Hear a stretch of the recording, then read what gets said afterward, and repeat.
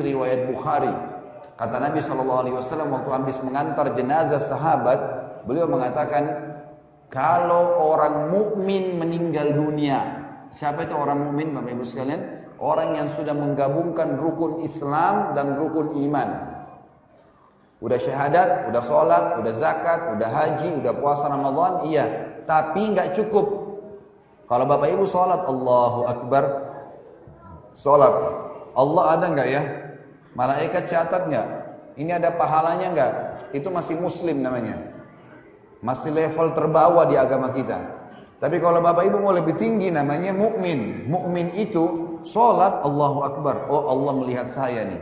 Bacaan yang saya ucap ini malaikat sedang catat, ini ada pahalanya. Nanti saya masuk surga. Itu mukmin.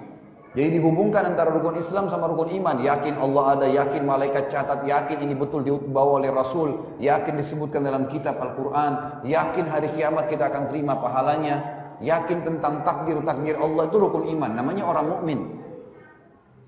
Kata Nabi SAW, kalau orang mukmin meninggal dunia akan ikut dengannya, ya, akan didatangi oleh 3 malaikat. Kalau dia meninggal dunia, akan datang kepadanya 3 malaikat. 2 malaikat rahmah, kasih sayang di kiri kanannya. 1 malaikat maut di ubun-ubun kepalanya. Lalu malaikat maut itu berkata, Ya ayyatuhan nafsul mutmainnah, irji ila rabbiki radiyatan mardiyah. Wahai jiwa yang baik, wahai jiwa yang mulia, kembalilah kepada kasih sayang dan rahmat Tuhanmu. Kata Nabi SAW, ruhnya keluar lebih mudah dari air dari mulut kendi. Cepat sekali.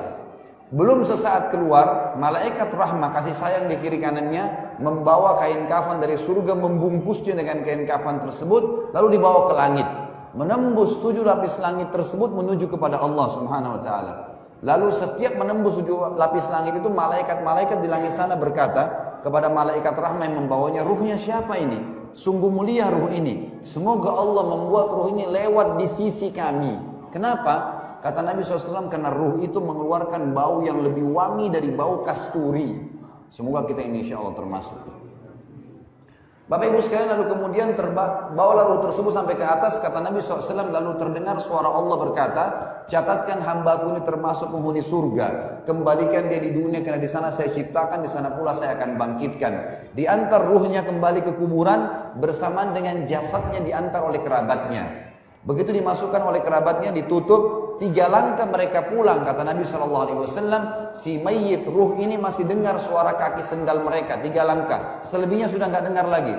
Lalu datang kepadanya malaikat Munkar dan Nakir mendudukkan dia. Lalu bertanya, siapa Tuhanmu, siapa Nabimu, apa kitabmu? Karena dia orang beriman, kata Nabi SAW, Nabi membaca ayat, Yuthabbitullahu alladhina amanu bil qawli tsabiti fil hayati dunya wa fil akhirah.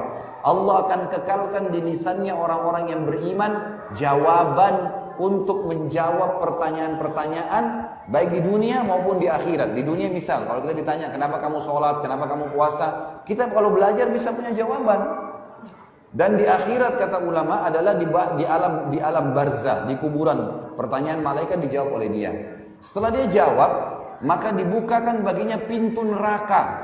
Siksaan, azab, orang dicincang, orang dibakar, teriak-teriakan. Orang ini yang mati ini kaget. Kata malaikat, lihatlah dari apa Allah selamatkan dirimu.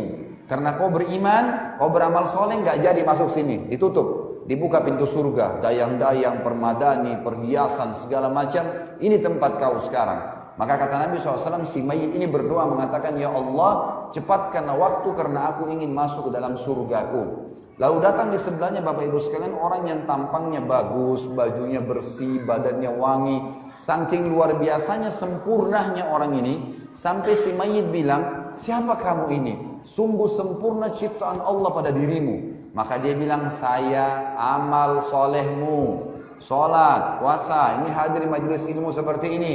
Ya, semua itu yang akan menemani kau sampai hari kiamat. Maka kemudian terdengar suara dari langit, Allah berkata, luaskan kuburan hambaku ini seluas pandangan matanya dan jadikan kuburannya ya, taman dari taman surga, terbentang selalu jalan menuju ke surga tiap hari dilihat. Maka bahagialah orang tersebut. Kalau orang fasik, orang yang masih bermaksiat, tidak sempat taubat sebelum meninggal walaupun muslim, sama orang kafir, hati-hati. metode cara matinya sama. Kata Nabi SAW, kalau orang fasik atau orang kafir akan datang kepada mereka 3 sosok malaikat. 1 malaikat maut di ubun-ubun kepalanya, dan 2 malaikat azab penyiksa di kiri kanannya. Yang malaikat azab ini membawa kain kafan dari neraka. Lalu malaikat maut di ubun-ubun kepalanya berkata, wahai jiwa yang busuk, keluarlah kepada kemurkaan Tuhanmu. Maka ruhnya, kata Nabi SAW, berantakan di tubuhnya, nggak mau keluar, ketakutan. Lalu Allah berfirman dalam surah Al-Anfal, walau tara idh yatawaffal ladina kafarul malaikatu yadribuna wujuhahum wa adbarahum wa dhuqu adzabal hariq. Kalau kalian lihat bagaimana dahsyatnya para malaikat mencabut ruhnya orang fasik dan orang kafir, menghantam wajah mereka dan bokong mereka dengan keras, dan dikatakan kepada mereka, rasakanlah panasnya api neraka. Lalu ruh tersebut, kata Nabi SAW, ditarik dengan keras oleh malaikat maut, seperti ibaratnya bulu domba yang dibasahkan, lalu dililitkan di pohon berduri, dan ditarik dengan keras sehingga berantakan bulu domba itu. Lalu kemudian belum sesaat dia keluar, ditangkap oleh malaikat azab, dibungkus dengan kain kafan dari neraka, dibawa ke langit. Baru tiba di langit pertama, ditutupkan pintu, gak dibukain. Lalu para malaikat di langit berkata kepada malaikat yang membawanya, siapa ruh ini? Sungguh buruk ruh ini. Semoga Allah tidak buat dia lewat di sisi kami. Kata Nabi SAW, malaikat azab menyebutkan namanya yang paling buruk di dunia. Fulan bin Fulan, gitu kan.